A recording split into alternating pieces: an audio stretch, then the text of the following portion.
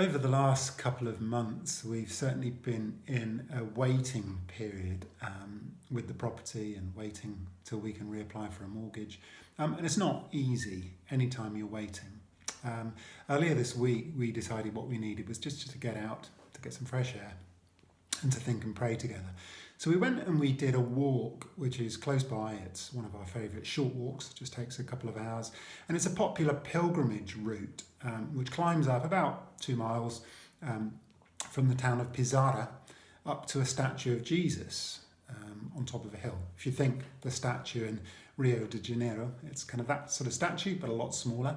And the statue overlooks the whole Guadalhorce valley. It's a beautiful route. We've walked it many times. We've actually used it quite a lot with different groups. When we're working with groups, we use it as a kind of a guided retreat type walk. It's a windy route up the hill, and there's various stages. You can ask good reflective questions, and all the way up you're walking to Jesus, and you end up with Jesus as the destination. So it's a great sort of walk to get you thinking.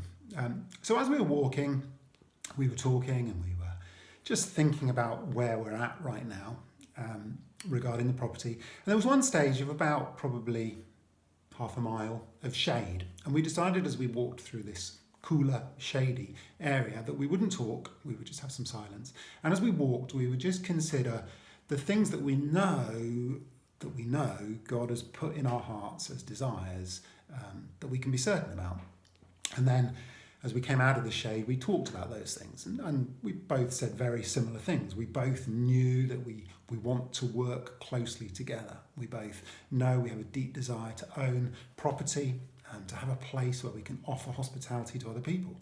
We both know that we want to walk alongside people in their ministry, especially people working in tough places. We know that we want to have a place that we can open up to offer a place of retreat and encounter, a place of springs, an oasis.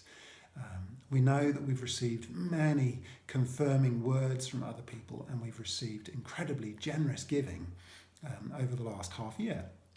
So these are the kind of things that we know that we know. We arrived at the statue of Jesus, and we were standing in front of the statue looking out over the valley as the statue of Jesus is looking out. And you can see the whole of the Guadalhorce valley. It's a beautiful, wide open valley. You can see the Sierra de las Nieves mountains. You can see Sierra Prieta, which is the mountain that we can see from the property that we're trying to buy. You can't totally see the property because it's hidden behind another hill, but you can see where it is. You can see the whole layout of the land.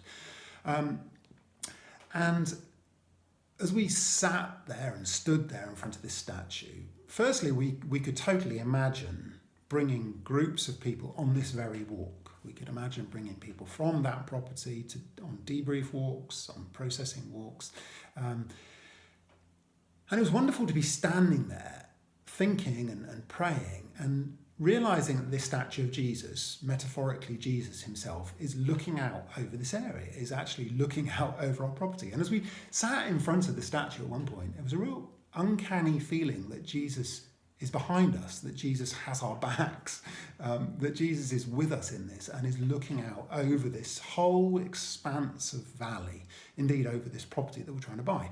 We felt a real kind of peace and a real sense that God sees us and sees all of the desires in our hearts, that God sees this valley, he sees this property, he has our backs. And as we sat and talked, we just really felt it's very easy for us to kind of almost hold back to kind of question, well, has God actually said this property? Has God promised us this property? Has God said a real clear word? Are we holding back because we're waiting for God to say, yes, it's this one? Are we thinking, well, there's a real waiting season going on? Maybe it's another property. And we realise it's very easy to be second guessing, to be thinking of all the reasons why there's a delay. And almost to hold back on expressing what you're really wanting and asking God for. And just as we sat there in front of Jesus, there was just this real sense, he sees our hearts, God knows our desires, we know that those desires are God-given desires, we know there's been so much confirmation along the way, we have total freedom to ask God for what we want, to name what we want. And so basically, very simply, that's what we did. We said, Lord, we want this property. We love this property. Please give it to us. Please open the way up. Please clear the way now and open this up to us so that we can really move ahead with what we sense is this next season of our lives, to have a place of springs that we can open up for other people. And so in that context, we simply prayed again, we laid it all before God, and we asked God to completely open the door, to touch people's hearts, to partner with us in this adventure, and to clear the way with the banks and with the mortgages and everything so that this can become reality as quickly as possible.